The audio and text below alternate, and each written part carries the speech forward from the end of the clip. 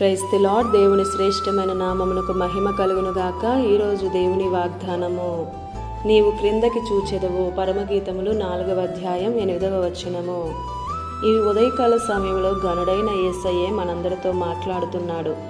నీవు క్రిందకి చూచెదవు అని. కృంగదీసే బరువులు క్రైస్తవుడికి రెక్కలనిస్తాయి. ఇది ఒక విడ్డూరంగా ఉంది కదా వింటుంటే, కానీ దయనీయకరమైన సత్యం. దావీదు కష్ట సమయంలో అన్నాడు, ఆహా, గువ్వ వలె నాకు రెక్కలుంటే నేను ఎగిరిపోయి నెమ్మదిగా ఉండును కదా అని 55వ కీర్తనలో. కానీ ఇదేమీ అసాధ్యమైనదిగా అనిపించలేదు. నీ భారం యెహోవా మీద ఉంచుము, ఆయనే నిన్ను ఆదుకొనును అని. భారం అంటే యెహోవా నీకు ఇచ్చినవే అని అర్థం కనిపిస్తుంది. పరిశుద్ధుల భారాలు దేవుడిచ్చినవే. యెహోవా మీద ఆనుకోవడానికి వారిని అవే ప్రేరేపిస్తాయి. ఈ భారమే ఆశ్చర్యకరంగా మార్పు చెంది రెక్కలుగా మారిపోతుంది.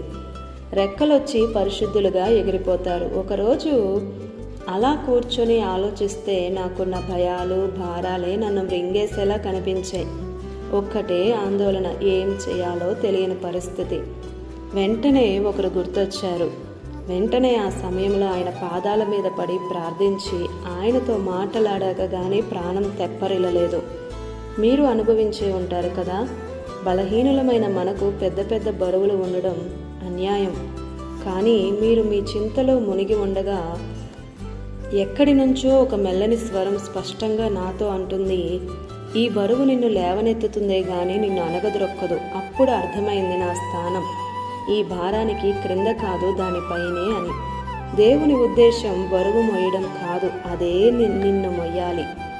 ఆయనకు తెలుసు నీ శక్తి, నీ సామర్థ్యాలు. చిన్న మొలక పెరగాలంటే నీరు, వెలుతురు ఎలా అవసరమో తన పిల్లలకు కూడా తన కృప, తన శక్తి అంతే అవసరం. ఆ మొలకని తానే అక్కడ నాటాడు. మీద పడే భారం క్రింద నలిగి నేల వాలిపోతే అది చచ్చిపోయినట్లే.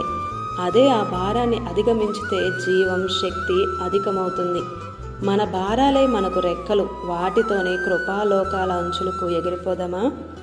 అయితే నీలో విశ్వాసం, ప్రార్థన, వాక్యం, స్తుతి ఖచ్చితంగా ఉండాలి. అప్పుడే మనకు ఆశీర్వాదమైన, దీవెనైన. ఆమేన్.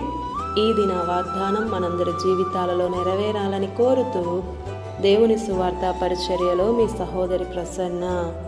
God bless you. ఆమేన్.